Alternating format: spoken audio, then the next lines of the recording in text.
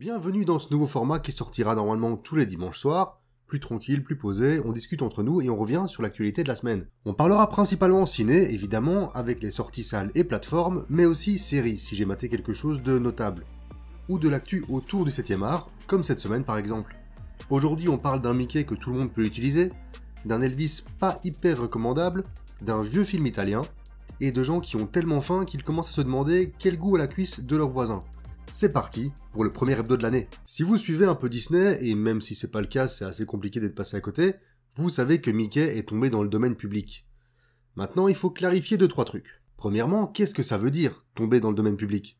Pour faire simple, puisque le court-métrage Steamboat Willie, celui-là, que vous avez devant les yeux, vient de fêter ses 95 ans, il tombe automatiquement dans le domaine public.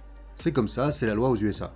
Ça veut dire que n'importe qui peut utiliser ces personnages, qu'ils n'appartiennent plus à la compagnie et qu'ils peuvent apparaître dans d'autres œuvres sans l'accord de Disney. Et putain, ils ont pas perdu de temps. Parce que depuis qu'on a appris ça, les projets utilisant la souris de Walt se multiplient. On a eu les premières images d'un jeu vidéo d'horreur, le premier poster d'un film d'horreur, et quelques images d'un autre film d'horreur. Ouais, pas hyper original. En même temps, ça semble être une nouvelle mode dans le cinéma américain fauché, de reprendre des personnages connus de tout le monde, tombés dans le domaine public, pour en faire des tueurs assoiffés de sang, comme dans Winnie l'ourson, Blood and Honey. Autant vous dire que l'attente est plutôt inexistante pour le coup. Par contre, tenez-vous prêts parce que Peter Pan, la version du livre de J.M. Barrie, va aussi très bientôt être libre. Et donc j'imagine qu'on va pouvoir enfin voir Peter Pan sous son vrai jour, c'est-à-dire un sadique kidnappeur d'enfants. En vrai, ça m'étonnerait même pas que le projet soit déjà en train de se mettre en place. J'ai bien précisé que c'était la version du livre qui allait devenir libre de droit. Donc pas question de reprendre le design de Disney.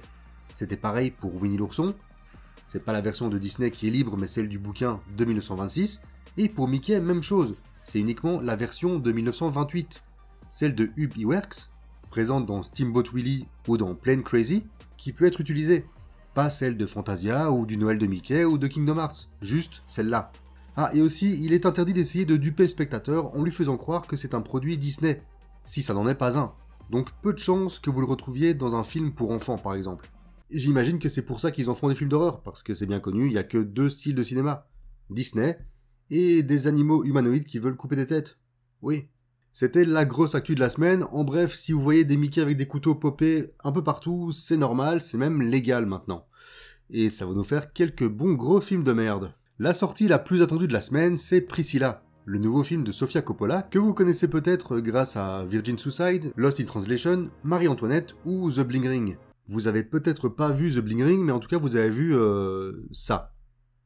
Ah, vous voyez? Elle revient en ce début d'année avec l'histoire de Priscilla Presley, qui sera la première épouse d'Elvis Presley, et la seule d'ailleurs, une fille qu'il va rencontrer à l'âge de 14 ans alors qu'il en a 10 de plus. Ouais, c'est presque comme Léon, sauf qu'au lieu d'être un tueur à gages, c'est Elvis Presley. Ne vous attendez pas au même délire son et lumière que dans la version de Baz Luhrmann, sortie en 2022. Bien sûr ici on est sur une approche beaucoup plus sobre.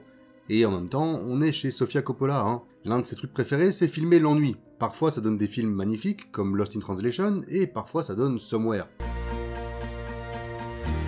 On a donc une approche résolument différente, bien plus proche de Priscilla que d'Elvis, qui se révèle être un enfoiré manipulateur, mais ça bon, on s'y attendait un peu, et surtout c'est là pour appuyer un propos bien plus grand que juste cette relation-là. C'est un regard sur les hommes puissants qui profitent de leur pouvoir pour garder une emprise sur des jeunes filles impressionnables. Le film s'inscrit parfaitement dans une mouvance très actuelle, alors qu'on est dans les années 60 et 70, et ça, c'est pas mal. Malheureusement, je peux pas garder uniquement du positif de ce visionnage. Ça tourne assez vite en rond, au point de finir par sonner un peu creux, et je n'ai quasiment jamais cru au Elvis de Jacob Elordi, qui est par ailleurs un acteur que j'aime assez bien. Déjà, j'ai l'impression que ce Elvis n'est pas du tout la star qu'il était, il est souvent montré comme un monsieur tout le monde qui fait ses petits barbecues avec ses potes le dimanche, pas du tout l'image qu'on pourrait se faire du King. Mais ça, de nouveau, ça fait partie du propos, je peux comprendre l'idée derrière. Puis on est du point de vue de Priscilla, qui n'est presque jamais avec lui lors de ses concerts ou de ses tournages, donc c'est assez logique qu'on ne voit pas cette facette de Presley. En attendant, ça fait qu'il manque parfois un truc. Mais si je devais garder qu'une seule chose positive, c'est la performance de Cailee Spaeny, qui est crédible tant à 14 ans que pendant une grossesse, qu'à l'approche de la trentaine. Bon, pour jouer la fille de 14 ans, elle avait un avantage assez clair, c'est-à-dire qu'elle fait 1m50, donc à côté du 1m96 de Jacob Elordi, l'illusion était parfaite, et bien dérangeante aussi. Donc pas mal de positifs, mais malgré tout un sentiment un peu amer à la fin de la projection.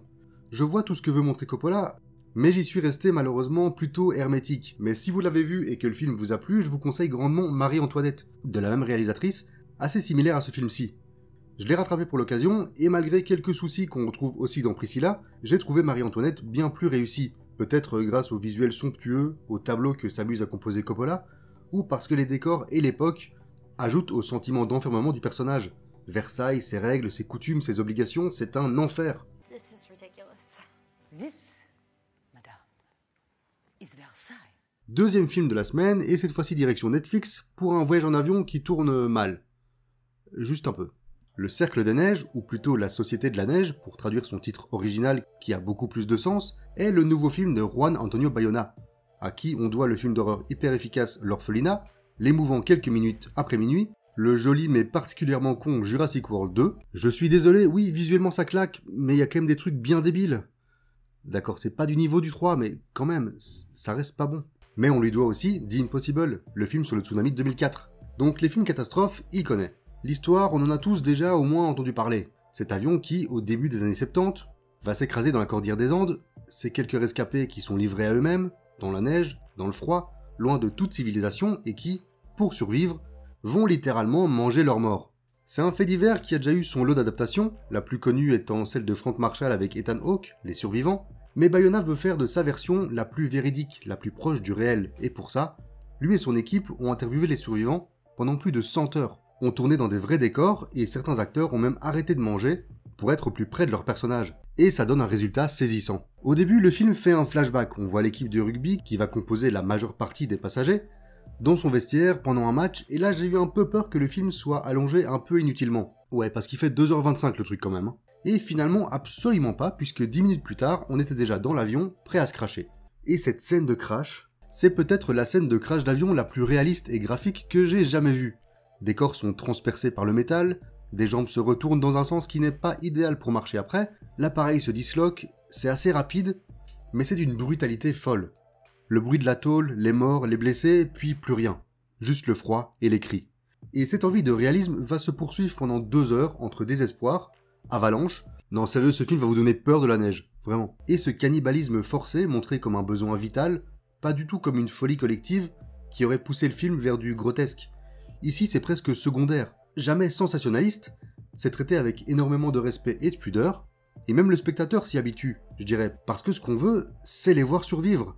Je vais pas en dire beaucoup plus, je vous conseille vraiment d'aller mater ça, perso c'est mon film de la semaine, et c'est disponible sur Netflix. Et pour finir, un film beaucoup moins récent mais qui est ma plus belle découverte de la semaine, Le voleur de bicyclette, de Vittorio De Sica.